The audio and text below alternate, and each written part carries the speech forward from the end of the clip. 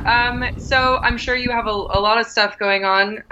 So I'm happy to dive right into it whenever you are. Let's do it. Let's do it. Okay. I'm assuming you're recording on your end as well. I'm about to hit the record button on my end. Is that all right? Yeah, that's fine. Okay, perfect. All right. Okay. So I was doing a little bit of research. I saw your website, Enclosed World, and doing a little bit of research into your background. And I guess the question I wanted to start out with is what life, because you were talking about how you grew up on South Whidbey Island, Washington? Whidbey, W-H-I-D-B-E-Y. Whidbey, South Whidbey Island, Washington. Mm-hmm. Can you talk to me about growing up there and kind of what your educational experience was like, and if you grew up religious in any way, or just what your family was like? Oh, yeah. So South Whidbey, even though it's really close to Seattle and it's surrounded by a whole bunch of population, is still a fairly rural island. It's long and narrow. So there's a Navy base on the north end, but it's 50 miles away. So the south end is, a single A school. And when I was growing up here, it took a lot to get into trouble. You had to find your own trouble, basically. But I was born and raised here and was part of a strong born again Christian community that was down here, and that my family was along those same lines as well. And it was nice. It's a great place to grow up, honestly. If you can pull it off, it's a great place to raise kids. And I was lucky to be part of this community down here. And then after that, I went to, again, very, very sheltered. So after that, I went to a state college right after high school and just drank my way through my first year, because when you're that sheltered, it's like, holy smokes, there's a world outside of here. Yeah. And then transferred over to Western Washington University and spent the next 3 years there. So that's kind of... Go ahead. Sorry, I was going to ask if you remembered your parents passing anything down to you and teaching you anything that you began to question after going to university. No, nothing. As a matter of fact, I was probably, how some high schools, they have like most naive or most gullible awards. And we had that actually there was several classes above me that had that. And had we had that award in my class, it would have been me. I didn't even think people lied, literally, until I went to college. And my family, I never really questioned anything. I didn't question authority. I didn't question family members, or I literally did not think that higher powers lied until, honestly, I saw JFK the movie, by Oliver Stone in the early 90s in the theater, and that's what got me on that road. Up until that point, ignorance is bliss, and I was the living example of that. Okay, so you would say, and this was during your time at university when you saw the Oliver Stone film? It was right after. So even up into the late 80s, because I graduated early in 85 and was up at Western in the late 80s, and Oliver Stone's movie was in the early 90s. So I was working at my uncle's construction company and having a great time doing that. But that's when I saw it. So I was in Seattle, literally in Seattle, when I saw that. So would you say that before this time you didn't really have any kind of propensity toward unpopular beliefs? No, or none. Beliefs? Didn't even know they existed. I mean, other than the ones you grew up hearing, it's like, well, everyone's heard like the myths and monsters stories, Loch Ness Monster, Bigfoot, UFOs. Everybody's heard that stuff. Even when you're kids, you hear that stuff, but you don't tie them to anything sinister, like some sort of organized cover-up. Right, and after you saw the Oliver Stone film, that led you to think differently. Yeah, that there's more out there. That you shouldn't just take everything that people higher than you in terms of any sort of authority that they tell you is just at face value, that it is as advertised. And the more I looked into it, even the little things. That in fact, one of my favorite quotes is that things are rarely what they first appear to be. Stuff stuff like, I don't know, Thomas Jefferson, one of our greatest presidents. He was a slave owner. Or John Wayne smoked a lot of dope in Hollywood. Or something silly like the fact that that Knight Rider was supposed to be a Saturday morning children's show, and it ended up being one of the most popular primetime shows of an entire decade. So little silly things like that, you start to realize that everybody spins it. It's not just history is written by the winners, or the Napoleon quote, which history is just lies that are agreed upon. Everybody spins it in a certain way. Look at Facebook for a perfect example of that. Everything that you see on Facebook is the shiny, best, most optimum side that people put forward of themselves. Their lives could be collapsing around them. We don't see that. We see it's like, oh wow, these guys have a pretty good life going. Most often it is not the case. Right. And and especially I see what you're saying about this. It seems like you were very driven by this desire to start to think critically.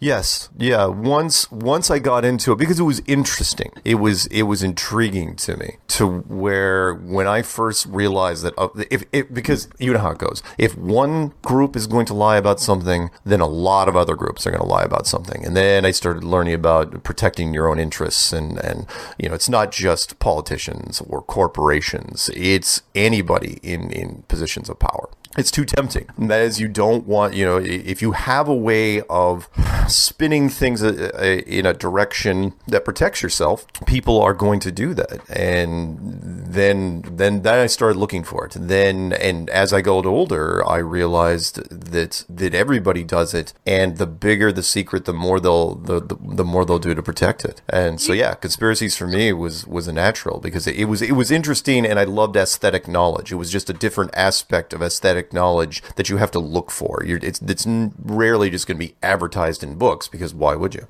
Do you feel then that by pursuing these unpopular theories and beliefs that you are in fact protecting yourself, or do you find that you're exposing yourself even more to the element? Well, there's something to be said for ignorance is bliss. Obviously, you're a happier person if you don't know all the horrible things that are going around you. But at the same time, truth does adds depth to your life, and adds a clarity, and answers a lot of questions, especially if you're a curious mind type, if you're into asking questions. Everybody asks them as children, but a lot of people just take the glossed over version at face value. Why is the sky blue? What does the core of the earth look like? And stuff like that. We take whatever our parents or the school system or the or people in positions of authority, we take that as gospel. And even if it bugs us, even a little part of our brain goes, I don't like that answer, but you know what? He's not going to lie to me, or he or she or whoever it is. And so, yeah, it exposes you in a certain way, but I think it enriches your life as well. Right. And that really is what your, I suppose you espousing flat earth is for you. That's a pursuit of truth, right? Oh, yeah, because it answered so many questions that I had that I couldn't resolve on my own, that other conspiracies couldn't resolve on their own, which is, once you get in, it's the ultimate open-minded test, which is, if you can get your head around the whole concept, then it opens up everything else that's underneath it, all the other conspiracies. It makes you revisit everything you've ever looked at, everything in mainstream science and every part of hidden science. Could you tell me when you started to question the veracity of a round Earth? Sure. It was the middle of 2014, and it was, because your follow-up question is going to be why? Why would you ever look at that? Out of sheer boredom. Conspiracy boredom is really what got me into it, because I had looked, by that time I had spent, from the early 90s up until 2014, that's quite a bit of time. I looked at just about everything. Every conspiracy you can think of, I looked at it and digested it and graded it and, try to categorize it. And then, because everybody in the conspiracy world knows about this, that's the best part of the whole flat earth thing. Whether you're in conspiracies or not, everybody's heard of it and everybody hates disputes it. It's a terrible conspiracy. It's awful. It's like, it's ridiculous, right? But you don't know why it's ridiculous. You just immediately jump to, why would anyone even look at that? And I just did, it's like, you know what? Why not? What's it going to hurt, right? I'm just going to stare at this thing and look, and started going through a couple of YouTube videos and honestly thought that I could resolve it completely in my head in under a weekend. And then that didn't happen. I actually started working on it, slowly at first, kind of bits and pieces, like, well, okay, I can't answer that question. Let me move on to a different aspect. And maybe a week later, I'd pick up another question. And this kept going on for 9 months, to where at the beginning of 2015, I had flipped. I had a moment, literally the 10th of February, woke up in the middle of the night and got up and said, okay, I gotta solve this one way or the other. So I took all the knowledge that I had at that point and made a series of videos called Flat Earth Clues, and never had put out a thing on YouTube of any consequence, and just made one video that morning, and said it was called Flat Earth Clues, like Introduction or Your Guide to Flat Earth, and put it out there and basically asked the question to everybody that was out there in the internet hive mind, which was, I don't think it's a globe anymore. I can't prove it. Somebody can, I'm sure. Go ahead, try me. But, prove me wrong. And that was both a blessing and a curse, because once that happened, of course, I started getting people, not only were people, asking me more about the theory, they were really curious about it, but they were also, there were people who wanted to interview me, and that subject matter experts started coming out on my side, and I never did get anybody, even to this day, 2 years plus later, nobody has called me up and said, you're absolutely wrong, or even emailed me, here's why. And that alone, honestly, after the first 3 or so months, I was convinced. I was a little nervous beforehand when I put them out, because it's like, you always think, it's like, okay, I think I got something, but you're never quite sure. I wasn't 100%. How can anybody be 100% with this? But now I have no doubt. It's an amazing thing. So anyway. Can you describe to me the diagram that you adhere to? Like, I was watching one of your Flat Earth Clues videos, and it said that Antarctica is the shoreline of the Great Earth Pond. Can you just kind of describe to me with some thoughts? Yeah. There's for people that are listening and you want to get a better idea of what's going on. It's the visual representation is the UN flag. If you want the short version of it, just type in the UN flag into Google and tell me what you see there. You see the Earth not as a globe, but as a dinner plate, where the center of that plate is the North Pole, and the outer edge of that plate would be Antarctica. Everything else looks pretty much the same. The continents more or less have the same shape, with the exception of Antarctica, because mainstream science says that Antarctica is a continent that's shaped like an island, much like Australia. But in the flat Earth world, it's shaped, it just covers the outer ridge. It surrounds us entirely. It's a much, much larger and much, much deeper. The official map projection that is used for the UN flag is called the azimuthal equidistant map, which is AZIMUTHAL and then equidistant. And you can type this in anywhere and find it. And that is the same map. It's the map that's used by the USGS. It's in their catalog. It was discovered 1,000 years ago, which is interesting, by a Persian scientist named Al-Biruni. And it's used as the UN flag, which is also very, very interesting. It's easy to understand once you see it. But a lot of people, when they're looking at it, it starts you out on your journey of questions. Once you see the map, it's like, okay, you follow that up usually with about 200 questions, and it's saying, okay, how does this work? How does this work? How does this work? And it's like, okay. And how about the movement of the sun and the moon? Sun and the moon are literally tiny little dots of light that are right on top of this thing, moving around it like a mobile over a child's crib. And they're very, very small and very, very close. And that goes along with the whole human perspective thing. We're told that the sun is 93 million miles away and that the moon is 237,000 miles away. And yet they look like they're exactly the same size. And we know this recently because of the eclipse. The moon fits perfectly in front of the sun. And from a flat point of view, you, it's the exact opposite. And that is that both objects are less than 50 miles wide. One generates, they're both their own independent light sources. One generates a lot of light. The other one is just a night light. And we can't tell any difference because with a human perspective, we have a horrible, horrible time genetically determining size and distance of generic objects. So, for example, and you're saying, what does that mean? Well, like if you take a pen on your desk and you hold it up right close, and we've all done this as kids, right? You hold up a pen really close to your eye and you're going, okay, is that pen really, really gigantically huge, or is it just really close to my eye? And you're going, well, we know it's a pen, so therefore, it's got to be just close to your eye. That's fine. But if you take any other object, like a generic ball-shaped object, and hang it off in the distance somewhere, or have somebody do it for you, and they don't tell you how big that ball is or how far away it is, you're going to have a tough time determining that. And there's all sorts of wonderful tests that have been done in universities to that effect. We have a horrible time with judging distance and judging relative motion, whether an object is moving towards you or you moving towards the object. All felt this like when we're on buses that are next to each other, or trains, or cars. That funny feeling when you're sitting in stop and go traffic and you let your foot off the gas or the brake, and you see the car moving in front of you or to the side of you. Is it moving forward or backwards, and you don't know what pedal you hit because you're not sure. You can't tell the difference. It's fascinating. Okay, and what would you? I've noticed also in doing some research that a lot of different flat Earth groups, societies seem to be at odds with one another. And I was reading a Guardian article, and it was talking about Eric Dubay. Is that how you pronounce his name?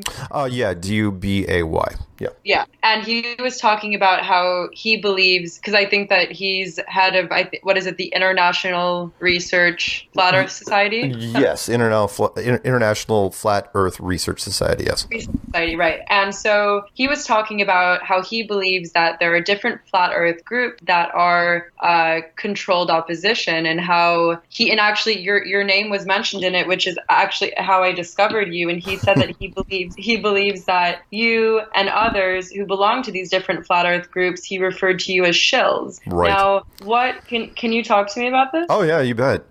It is the same sort of phenomena that happens in just about anything, for lack of a better word, intellectual or academic, and that is when you see this in academia all the time, when two different groups are trying to come to the same conclusion or trying to get published, and it's the first, because really the first one that gets published wins, and so the competition gets fierce, and that's all it really is. Of course, I'm not a shill. Nobody is, but Eric was the first one to say, "Oh yeah, you can't trust anybody," literally, and he was asked this on an interview recently. It's like, okay, who do you endorse? And he subscribes to no channels. He endorses no one. It is him and him alone. He's like, I'm the only guy you can trust. And so I was like, all right, I get it. And his videos were made about 2 months before mine, and I hadn't even watched any of his stuff, nor did I know that he had a book out there. So when I put out mine, which really had a different approach to his, and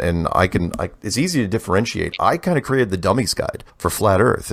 Up until that point, there weren't that many people in the first part of 2015 making this, and for me, Flat Earth was just coming in like a fuzzy radio station, and literally all I did was walk up to the radio and quarter turn to the right, and the station started coming in. The clues that I made had no math behind them. They had very little in the way of scientific method behind them. It was just connecting the dots, really, trying to get it down to the lowest common denominator, which I was pretty good at because that's what I was trained to do when I was doing proprietary software training out in Colorado for all those years. So when I looked at this, it's like, okay, I think I can break this down, and I did. I broke it down into small, easy to digest pieces. So that was just the difference between he and I.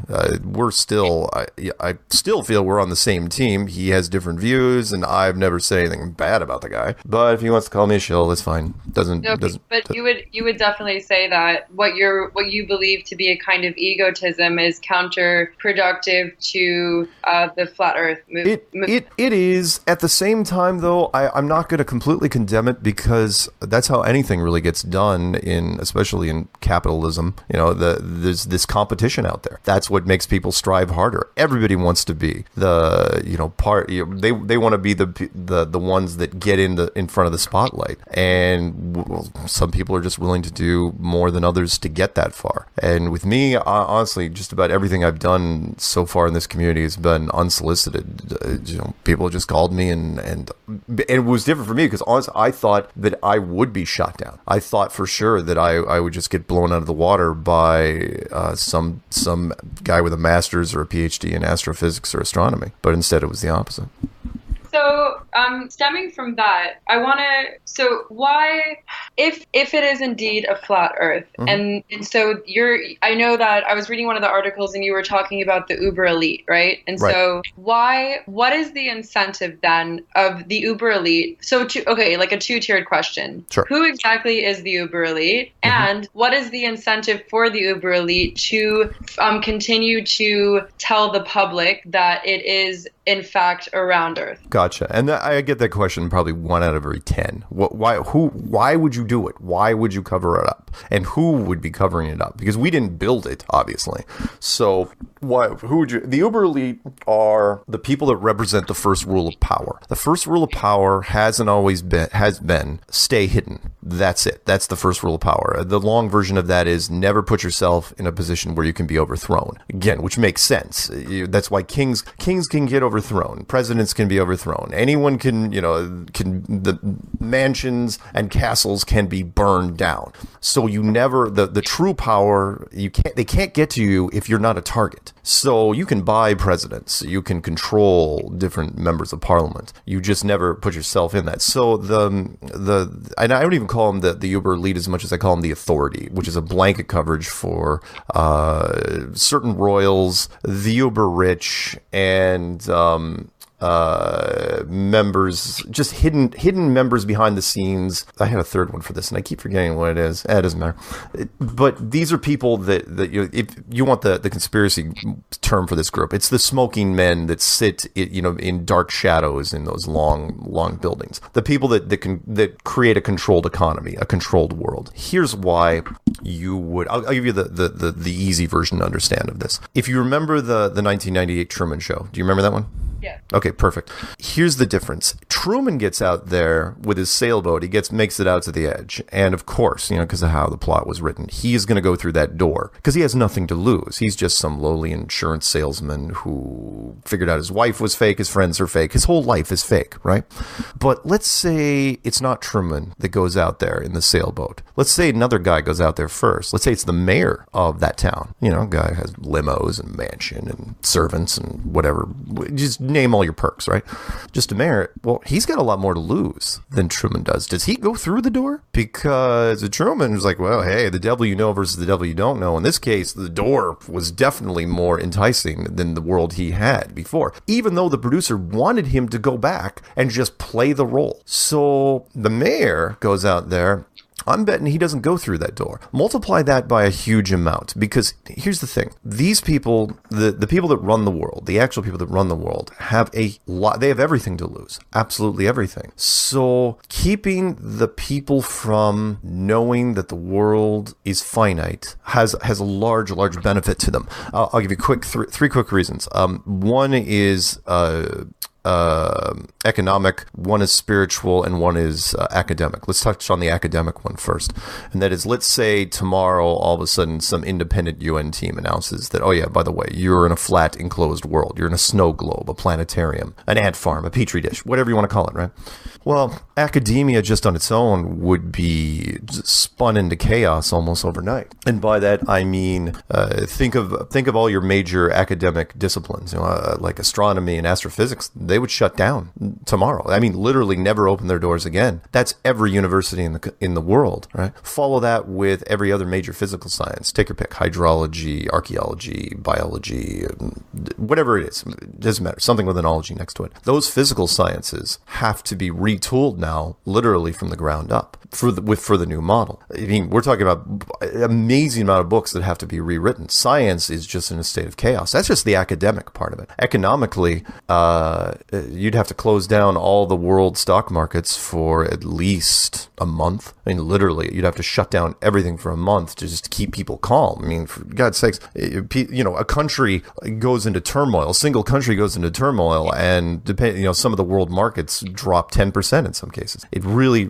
there's a huge, and think of this, think of the major defense contractors, the big companies, General Dynamics, Boeing, Lockheed Martin, weapons companies, people that thrive on world conflict. They sell weapons to both sides. Well, if you're in a created world, an enclosed world, you're all in the same boat. Is war still happen? Does modern warfare as we know it, does that still exist in the same format?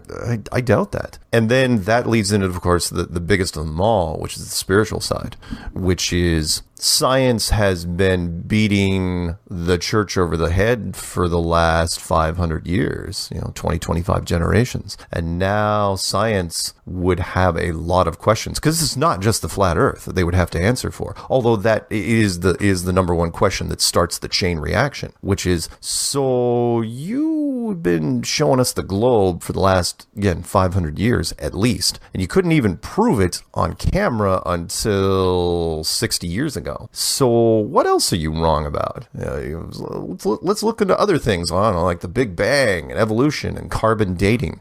Science would be backpedaling so quickly they may just fall over, and that nobody wants that. Maybe what I'm saying is the powers that be, the uber elite, the authority, they have a vested interest in all three of those sectors. So vested that even if there's a chance, even if there's like a 10% chance that the general population would grab pitchforks and torches and just start burning down universities, they're not going to let that happen. It was an easy decision to make. In fact, I agree. If I would have been in that room, if I had been sitting in that dark table, and that meeting would have taken less than 10 minutes, because people said, okay, how bad could it get if this thing gets out? And, that what I just listed, they'd say, yeah, okay, we're not going to, we'll do whatever it takes. Money is not an object here. And so that's what they did. They sealed off the outer rim, they sealed off the upper layer, and then just kept it out of mind for as long as possible, which lasted up until about 2 years ago. You say they sealed off the outer rim and the upper layer with what? What do you mean? Oh, meaning the first thing you would do is one of the things when I was connecting the dots, because I was looking at this from their point of view. I love empathy, and I love putting myself in other people's shoes, because you can kind of get a feel for why you would do what you would do. And when it got to building the world, how would you hide the world from the population that lived in it, or continue hiding it? The first thing you would do is you would seal off the outer rim, meaning you would seal off Antarctica. And that's exactly what happened after 1956 during Operation Deep Freeze. Once Admiral Byrd got back from that, the powers that be all of a sudden started drawing up the Antarctic Treaty, which was ratified in 1959, and included every major economic power in the world.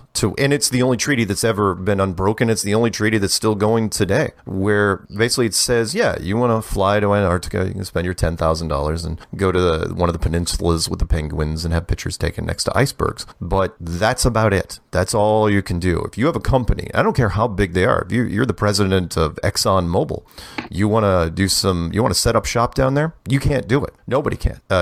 No corporation is allowed to do work down there for any reason whatsoever. And the bigger one for me wasn't just that big enough, I should say. A big red flag was, no corporations can go down there. But the second is those corporations can't even talk about it. They can't protest it. And if you want to say, because most of the people that were down there in the early days with the Americans and the Soviets, yeah, sure, fine. I might go with you. But what about China? What about people that were rebuilding for World War II, like the United Kingdom? What about, every other country? They're not even allowed to protest it. And it's not up for debate. The treaty isn't even up for review until 2041. They locked it down, and which is what you would do. And they did that because you can't have rogue planes and helicopters and survey teams traipsing around the ice, because eventually, sooner or later, someone's going to bump into something, and they just didn't want to deal with it. So they said, all right, you know what? Doesn't matter how many billions of dollars the world economy is not going to have in it. We're just going to keep this thing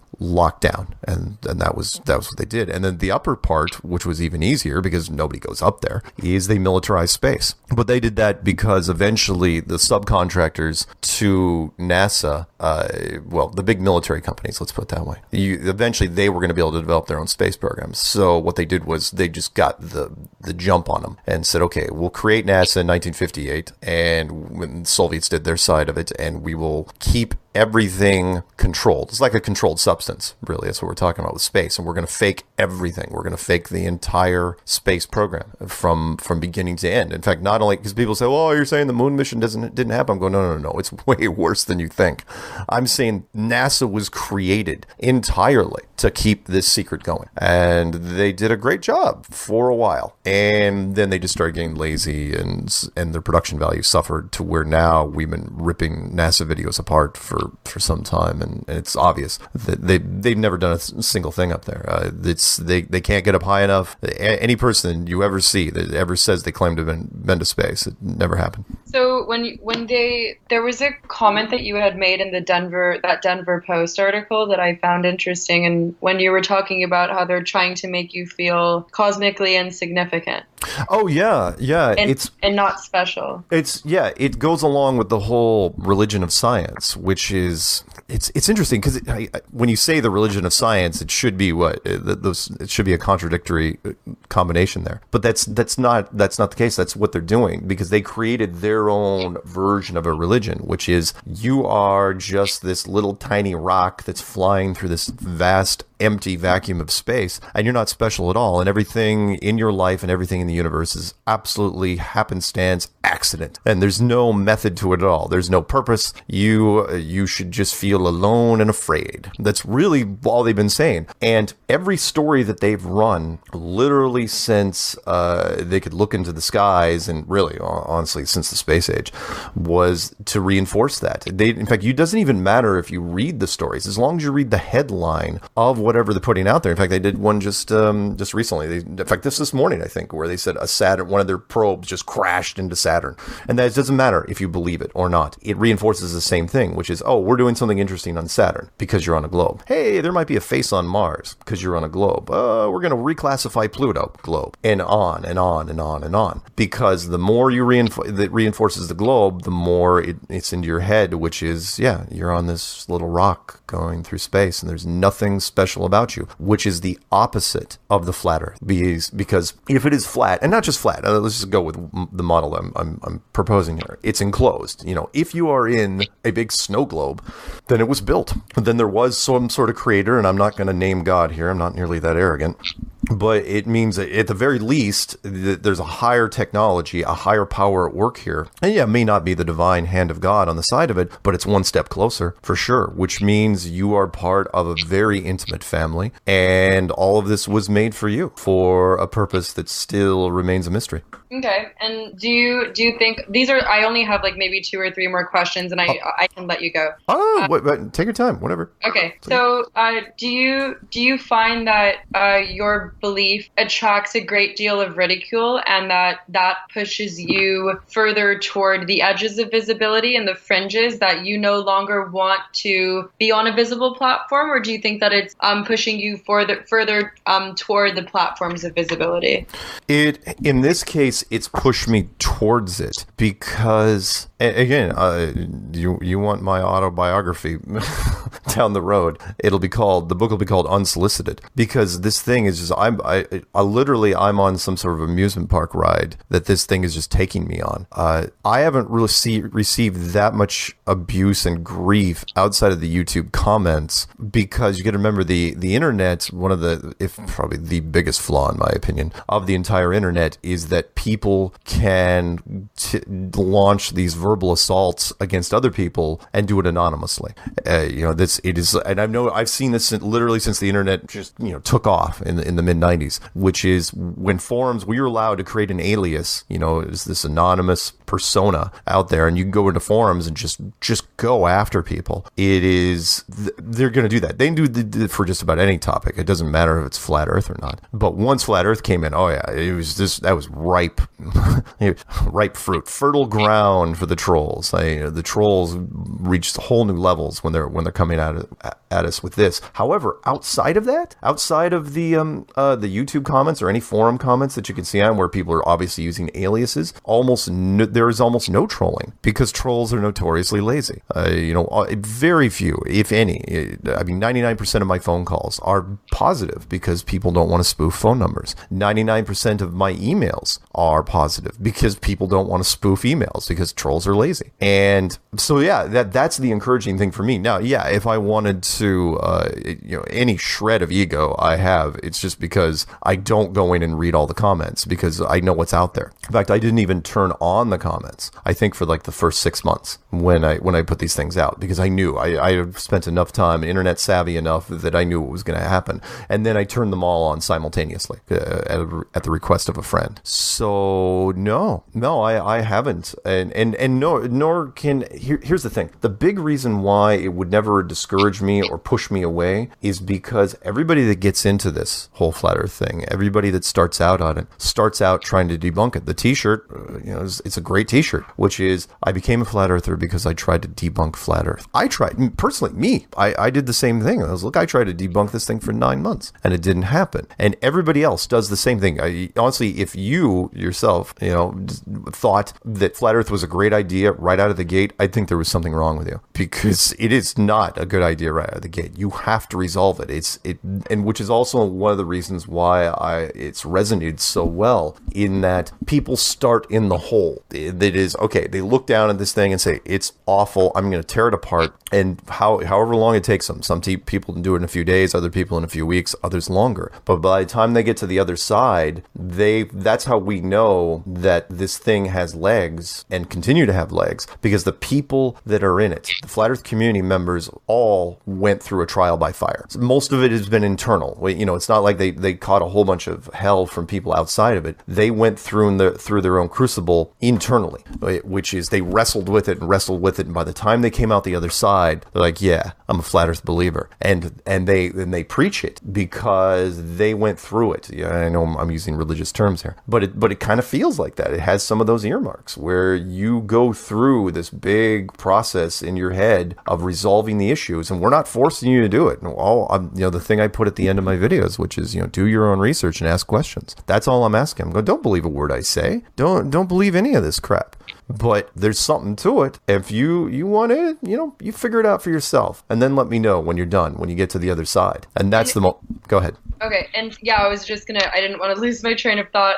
I was going to say probably the last two questions stemming from that would be, do you currently hold other more or less unpopular beliefs, such as, let's say, that 9/11 was an inside job, or something like Pizzagate? And what I noticed that one of your videos, there was I don't know if you actually took this video, but it was one that was posted of a young girl named Millie. The 6-year-old? Yes. Yes.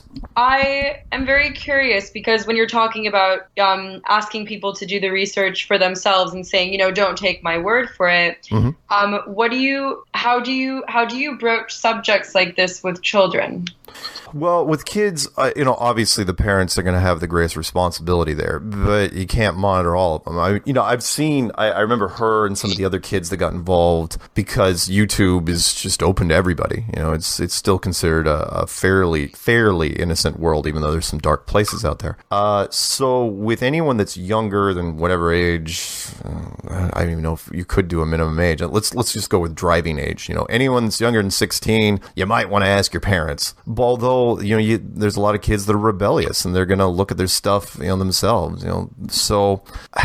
Sorry, let me answer the first part of your question, which was, the first part would be the unpopular other topics. Yeah, I mean, since I was into conspiracies a lot before this, I was into everything. You take your pick. But Flat Earth, what it did was, if you remember, like tiers on a bar of alcohol, top shelf stuff, this created a whole new shelf above that, and that's where Flat Earth stands alone right now. There's nothing else up there, and the only thing that ever could be up there with Flat Earth would be, like, if you figure out what's happened, life after death, the big question mark there.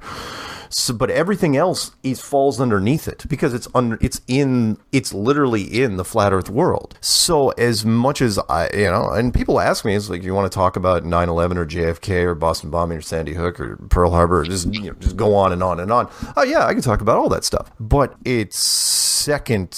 It's not even near the top of my list of things to do on any given day. I focus literally all the time on the whole flat Earth. I still believe in those things, sure. And I also believe that flat Earth will open up and change the perspective of all those other conspiracies. But for me, it doesn't. This one I really, really hold to because it's a message of hope. It's different from the other conspiracies in that it doesn't have to have this dark, brooding energy around it. It is, and I've seen this with a lot of people. I may see people burst into tears over this thing because for them, they interpret it as like, oh wow, I'm not alone. That's one of the big questions. The big statements is you're not alone, and there is a big spiritual side to this. You can't say that with any other conspiracy. Sorry, back to the kids thing. Let's face it, the kids have to get into it eventually, like anything. Although up until now, and again, I'm treading on uncharted territory because there isn't any other conspiracy I could even recommend to kids. I'd never want to talk about 9/11 to a 10-year-old or JFK to someone who hasn't gone through grade school or anything like that, because they're dark and there's no light aspect. Find me a happy folk song that has to do with JFK. They don't exist, and yet we've got 200 plus flat Earth songs that have been created, original flat Earth songs where people are just singing great things about it. You find that with any conspiracy. So the kids thing is like, look, obviously the parents should be involved at whatever certain age, but at the same time, I wouldn't dissuade kids from the flat Earth because there's no part of it that I think is so controversial that it would damage a kid's mind. In fact, let me flip that on to the science point, and that is it any different than putting a globe in a 6-year-old's classroom and telling, oh yeah, by the way, this is where you live, even though you could not prove it. You couldn't even remotely prove it until almost 1960, and you didn't even share a picture of it until 1972. So for us, we're deprogramming what's already been done. We're undoing the damage. Okay, I think that I have everything I need.